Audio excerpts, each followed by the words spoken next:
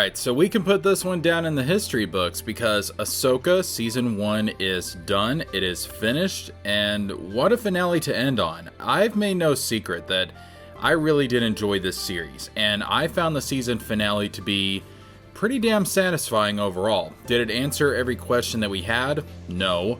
Was it perfect? Of course not. But as the series went on, it became obvious that a season 2 is very, very likely, so going into the finale, I wasn't expecting everything to be resolved because obviously they have to leave questions and mysteries for season 2, and even if there is not a season 2, we know that this series is leading up to the Dave Filoni movie, so we were never going to get an answer or a resolution to everything.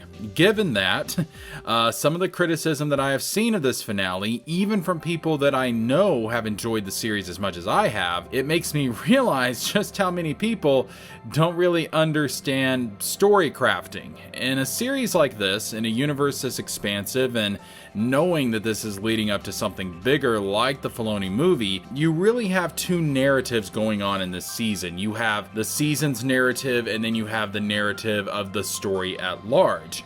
So for this season, the narrative was find Ezra and stop Thrawn, and we get a resolution to both in this finale. Everything else is a part of the larger story Filoni is attempting to tell, and thus all of that stuff doesn't need to be resolved in one season. It carries over to the next season and to the Dave Filoni movie, and really until we get to that movie, we aren't going to know and we aren't going to be able to make a final judgment on any of the stuff he's doing. Only then will the larger picture of what Filoni is trying to accomplish with all of this stuff, with the Mandalorian, with Ahsoka, with all of this, only then is it going to be made crystal clear for us to see, and only then are we really going to be able to judge it. That being said, I also need to acknowledge the almost exclusionary nature of this series, in that it is a series made for a specific segment of the Star Wars fandom, and probably the Filoni movie is going to be made for a specific segment of the Star Wars fandom. It's made for people who have seen the Clone Wars and who have seen Rebels, and I've said before, this show is more or less a sequel to Rebels, so if you haven't seen either series, I can understand how it would be hard to follow along with some of the plot points, and that may be why it turns some people off. If you don't like those shows, you probably didn't enjoy Ahsoka. However, I did have some subscribers reach out to me who haven't seen either Rebels or Clone Wars, and regardless, they still enjoyed Ahsoka. So I believe overall there were more people who liked this series than disliked it. And unfortunately, something that this series did make very clear is that there really is a toxic segment of the Star Wars fandom, and I don't say that lightly, and I don't say it without good reason, unlike what Disney did to a lot of us, including myself, during the criticism of the sequel trilogy. But this toxicity does have its root in that era of the sequel trilogy. Now, do not misunderstand what I'm about to say. I despise what Disney did with the sequels. I really, really do not like what Disney has become as a company. And even though I did enjoy Ahsoka, I'm not convinced at all that it's enough to save Star Wars as a franchise. If you want to see more of my views on all of that, I did a video discussing the sequel trilogy and how bad it was. I'll leave that linked in the description box down below. But what you have to realize is that a lot of channels on YouTube found success and growth during the era when the sequels were coming out by criticizing the sequel trilogy, and for good reason criticizing the sequel trilogy. Those movies suck. However, this has kind of put them in a corner in regards to how their channels operate. A lot of their subscribers and viewers go to them to hear them bash on Disney and woke Hollywood, and that's all fine and good. I do that myself. Disney and woke Hollywood deserve a lot of bashing. However, what that means is that when something good does come out, even though that is few and far between these days, go check out the video that I did on why Hollywood may have died because of 2023. Link to that is also down below. But when something good does come out, even if the people on these channels honestly believe that the product is good, they can't say so because it goes against the theme and the narrative that their channel is built on. And I never want to become that. I never want to be a channel built on hate. I want to be a channel built on honesty. And look, sometimes that means I'm going to be harsh. Sometimes that means I'm going to give something praise. If I think something is good, I'll say so. If I think something is terrible, I'll say so. I'm not here to bullshit people. I hate what Disney has done to Star Wars. I don't think Star Wars can be saved under the current leadership at Disney. But I still think this particular specific Disney Star Wars product is good in spite of all of that. If that's too complicated for people to understand, if people want to try and put me on one side or the other, or put me in a little box, well, I'm sorry. I'm a little more complicated than that, okay? And if you have an issue with that, well, that's their problem. So with that all being said, let's actually dive into the spoilers for this episode. And to be honest, the premise of the episode is very simple. Ahsoka, Ezra, and Sabine are rushing to stop Thrawn, the Great Mothers, Morgan Elsbeth, and their night troopers from escaping back to the main Star Wars galaxy, while also trying to find a way back home themselves. It's a fun finale.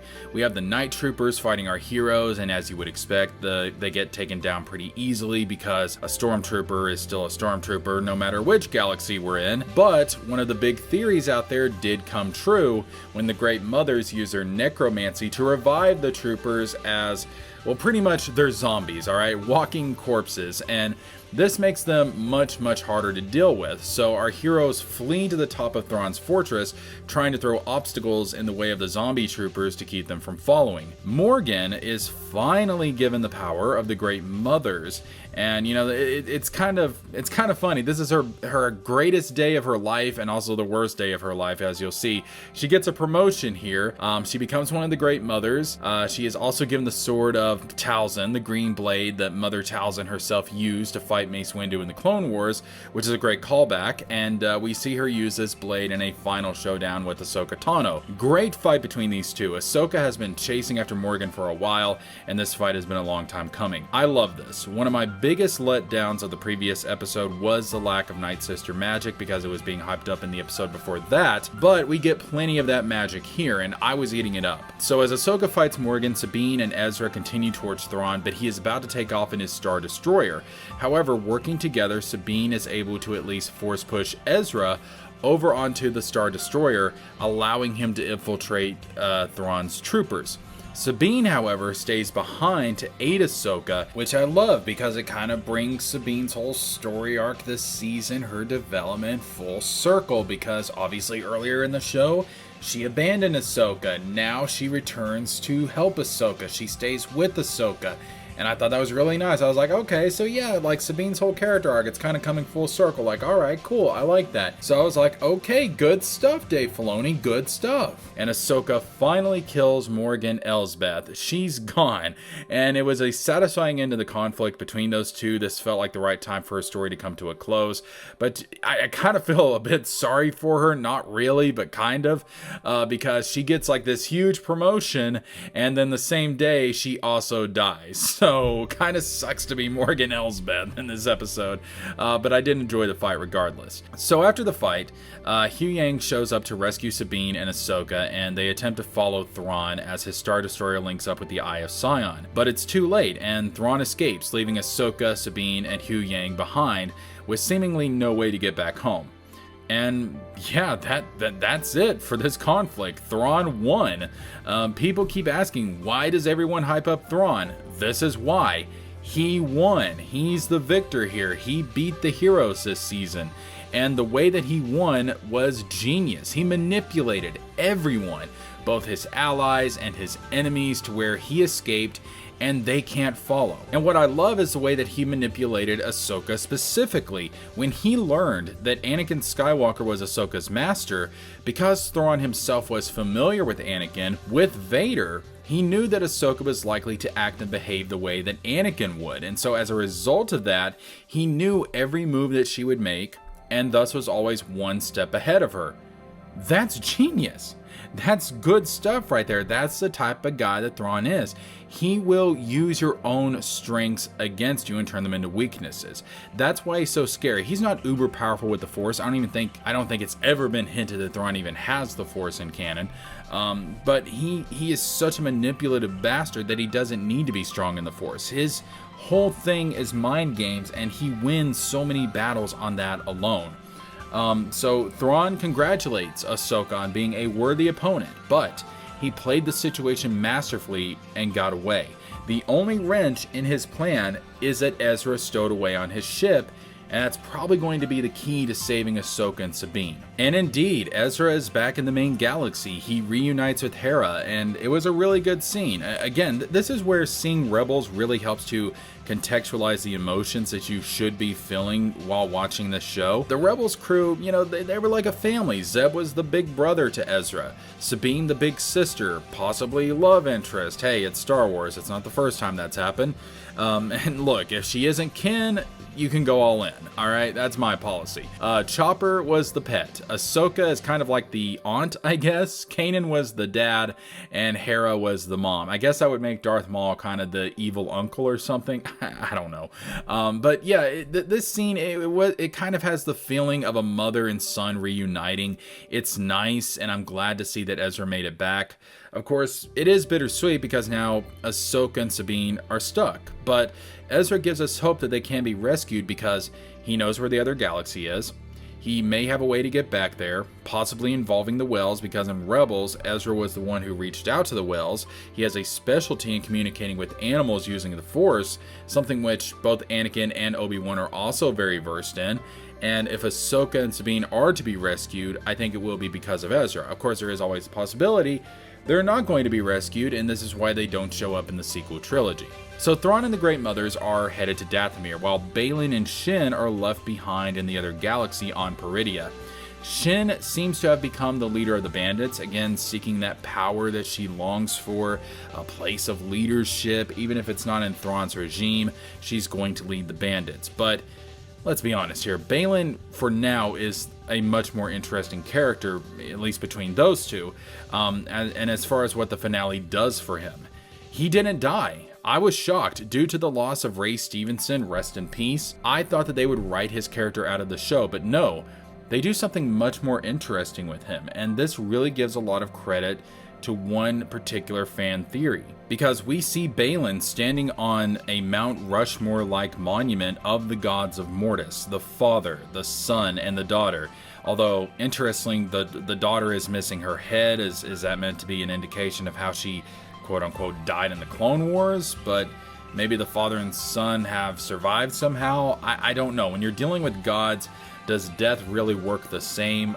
I don't know. I don't think we have seen the last of the Mortis gods in any case. Anyways, the statue of the father is pointing towards something, and a lot of people, including myself, now believe that this may be a sign pointing towards the location of Abeloth, and that the power calling to Baylan is in fact Abeloth. So, who is Abeloth? Alright, there has been a lot of talk about her for a couple of weeks now, and I know there are a lot of fans not familiar with the EU who may not know who this character is and why she is so terrifying. In the expanded universe, there was this ancient race in the Star Wars galaxy, long before the Jedi and the Sith existed, long before the Republic existed, known as the Celestials, and they were so advanced and so in tune with the Force that it was believed by many species that the Celestials actually transcended into the Force itself. And I don't mean like what Obi-Wan and Yoda and other Jedi have done to become Force ghosts upon death. I mean, while they were still very much alive, they transcended into the Force, becoming these godlike entities. 3 of these Celestials either remained behind in the physical world, or they returned from the realm of the Force into the physical world and settled on a planet that exists kind of halfway in the physical and halfway in the Force, known as Mortis. These 3 beings are the Son, who drank from the font of power, becoming an embodiment of the dark side, the Daughter, who bathed in the pool of knowledge, becoming an embodiment of the light, and the Father, who drank from both and became an embodiment of balance. Eventually, there was a mortal human woman who found the Mortis gods, also known as the Ones, and she came to love them, and they loved her as though they were a family. However, she was still mortal and would eventually die. So, to ensure that she could remain with her new family forever, she drank from the font of power and bathed in the pool of knowledge to become like the Father, to become the Mother. However, because she was only human, she could not handle the incredible power she had taken within herself, and thus the power caused her to be warped and twisted into a horrible monster, an embodiment of imbalance, an embodiment of chaos. This is Abeloth. So powerful was Abeloth that it took the combined efforts of the Father, the Son, and the Daughter to trap her and ensure she could not wreak havoc on the universe. So now it is believed, and the finale of Ahsoka greatly hints, that the place that Abeloth was sealed is in this new galaxy, perhaps even on Peridia itself. With the ones of Mortis having quote-unquote died in the Clone Wars, it may be that Abeloth's seal has been weakened, and she is using Baylan to free her. Now, if this is true, we are dealing with a threat that puts both Thrawn and even Palpatine to shame. Remember, these two are still mortal men, but Abeloth, she is a goddess, and a vengeful one at that. It may be that Abeloth, not Thrawn, could turn out to be the main villain of Dave Filoni's movie. However, if I'm being completely honest, Abeloth is a threat so powerful, she would really need her own trilogy to deal with her. And I hate to say it, but this may be set up for the Rey New Jedi Order movie. It may be that the New Jedi Order that Rey is building will be the ones to eventually confront and defeat Abeloth.